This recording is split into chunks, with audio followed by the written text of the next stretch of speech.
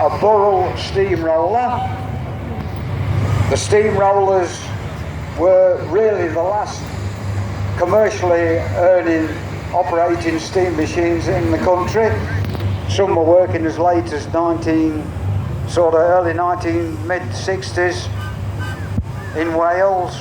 They still are used for the odd occasional rolling job, but these are the more familiar ones to a lot of you. Built by Burrells. Burrells built their road steams at Thetford in Norfolk. This one's owned by Malcolm and Lorraine Woodbine. Went new to John Ball in Lancashire. Stopped with him for not too long before it passed to Isaac Ball of near Kirkham in Lancashire. Good afternoon. Are we all right? Absolutely good. I'm pleased about that. But yeah, that one's got the distinctive toolbox on the back there. What made you recognise Ball engines? Big Fowler road locomotives now coming into the arena. These road locomotives were used in pairs for hauling big heavy loads, and also if it was a really big load you'd probably have a braking engine at the back of the trailer. This one's owned by Joe and Laura Walker from Derby. It actually went new to Charles Openshaw of Reading in Berkshire. Stayed with him for about 3 years, and it got exported to France, where it was used on gun haulage during the war. Stayed in France right up until the late 2010s, when it was brought back to this country by a gentleman called Richard Wilcox. Joe and Laura purchased it not long after, and they've restored it to the standard you see it today. That's the big Fowler road locomotive called Foremost.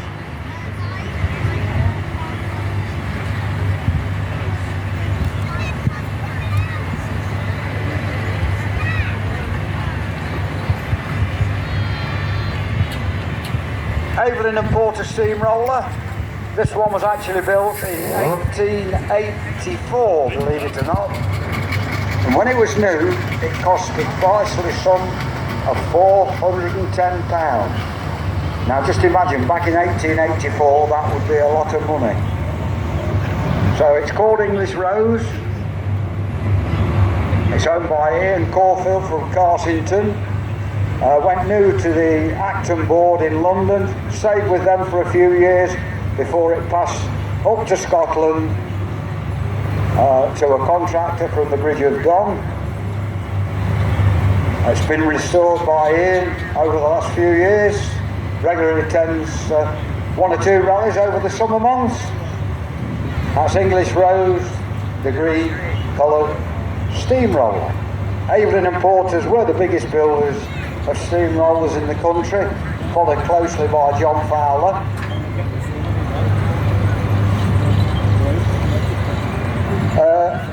Am I safe here, Dave? Or I'm all right? Yeah, I know. Well, I know what Mout's like. I don't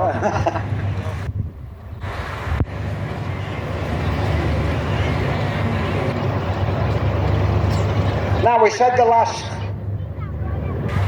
steamroller, the Green Evelyn, was one of the earliest built in 1884. Now we have one of the last to be built, 1943. This was built by Evelyn and Barford, a subsidiary of Evelyn and Porter. It's owned by Peter and Emma Jacobs from Swaddling Co. It went new to Baines of Potton. They were contractors. They were later taken over by Edison's. This one actually finished up at the Royal Liverpool Children's Hospital, where it was used as a plaything for the kids. I'd seen it when it came from there. It had got all faces painted over it, and it was rescued by Phil Hallowell from North Derbyshire, but both Phil and another owner, John Wood from Wisewall, didn't do anything with it. But when Peter and Emma got it, it was restored to how you see it today. Now we have an Evelyn and Porter Showman's engine. This one was actually built as a steamroller. and it went new to a Mr. Shepherd of Bagworth in Leicestershire. A little bit of black smoke for us. It's owned by the Robinsons of Bradford in Yorkshire. As I say, it went new to Mr. Shepherd of Bagworth in Leicestershire. It later finished up with Leicestershire County Council, and it came into preservation with one of Leicestershire's earliest preservationists, a gentleman called Tom Burton from Market Harborough. Tom kept it for a few years, and he sold it on to the Wheat Brothers from Mount Sorrel. They had it and didn't do anything with it, and then it was acquired by the Robinsons and converted to how you see it today. Good afternoon, Christian. Are you all right? Little Garrett steam tractor, 4 CD type. Garrett's built some 200 of these particular machines. Very popular, used on light haulage. This one went new to Ulverston Council in Lancashire. Then it moved into the Lancashire County Council fleet. It was saved for preservation by a gentleman called Arthur Wedgwood from Blackpool. Didn't stop with him for too long, and it passed to a gentleman from Weybridge in Surrey called Sir John Samuel. Since then, it's had numerous owners, and the last 3 of which all come from Derbyshire, and as I say, it's owned today by Dave Thorpe from the Dovedale Garage up there at Thorpe. Now we have a pair of Fowler ploughing engines called Lion and Tiger. These big engines were used for ploughing fields, amongst other jobs, and also I've seen them dredge lakes. They're of the BB1 type. This particular pair went new to Richardson's at Keasby near Bourne in Lincolnshire. They were actually saved for preservation in quite a funny way. When World War II broke out, the War Department were looking for any source of scrap metal, and Mr. Richardson decided that you couldn't scratch these things and sell them as scrap metal. So what he did, he put them in a barn where the farm was and cocooned them in hay. So when the ministry man came, he'd just look in the barn and all he'd see is a load of hay all stacked up. And that's what saved those engines for preservation. During the preservation life, they've had numerous owners. Herbert Gurnhill from Saxonburg in Lincolnshire. He was one of the first preservation owners. They lived near me at a place called Old Dalby in Leicestershire for quite a number of years when a gentleman called Cyril Grice owned them. Ransom, Sims and Jeffries traction engine, 42035 is the maker's number of this one. Built as late as 1932. Now this is interesting in that the boiler on this engine, the big round boiler just behind the smoke box there, it's of an 8-horse persuasion, so we say. And it's only a 6-horsepower registered engine, so we assume that the boiler on this engine was one that was lying in spare in Ransom's yard at Ipswich.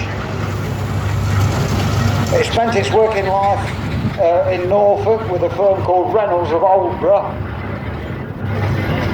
It was sold to a dealer from Burnham Market called Arthur Mason, and Arthur Mason sold it to a gentleman from Leicestershire called John Vernon. He lived near Market Bosworth in Leicestershire. John kept it along with the family for, well, 40 odd years, but reluctantly they had to sell it and it went to Ireland. But now it's back in this country. It's owned by Chris Hutton from Full in Derbyshire.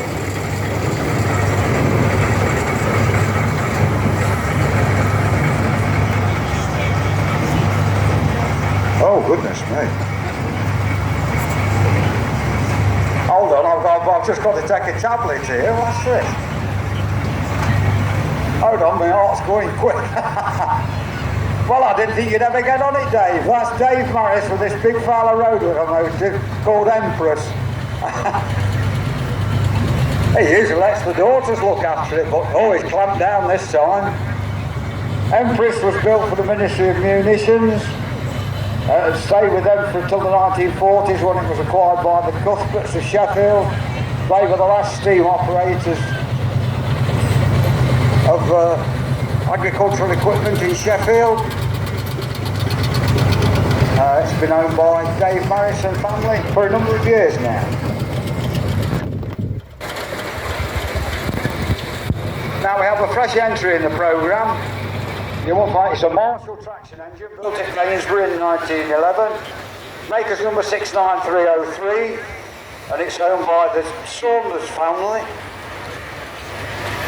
from Doncaster Way. This one went new into Bedfordshire, as you can see from the rest plate on it, but it finished the work in a stone crusher in Cornwall. And it's stayed in Cornwall for many years. I can remember seeing it when I was a teenager on my travels down there to look at traction engines. It's been in Lincolnshire for quite a number of years now with the Smith family of Alford. They decided to sell it, and it's just recently been purchased by the Saunders family. Russell Inman from North Nottinghamshire. All right, Russell. All right, mate, thank you. This one is called Pentland Queen, built by John Fowler. It actually rolled the Pentland Hills, which are just south of Edinburgh.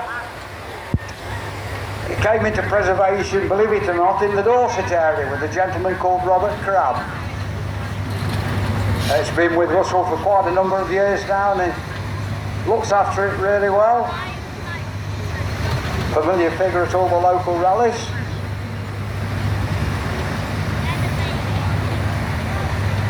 Marshall steamroller, owned by the Saxton family from Lichfield in Staffordshire. This particular Marshall was one of 4 of the Q type to survive into preservation. They've all got consecutive numbers. One lives in Ireland, but it's been converted to a tractor. But all work for Lindsay County Council, as you can see from the canopy top. It came into preservation with a man called John Liniger from Market Racing in Lincolnshire. But sadly, John never did anything with it. He passed away, and at his sale, it was purchased by one John Selby. John didn't keep it for long, and from there it went to the Saxton family, and it's remained with them ever since. Now we have Mr. Jackson from Hosthorpe in Derbyshire with an Evelyn and Porter steamroller called Vera May. This is like a 6-ton example, built in 1923. This one went new to a Mr. Francis from the Bournemouth area,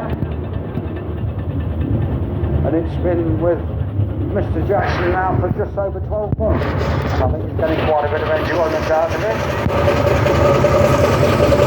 it.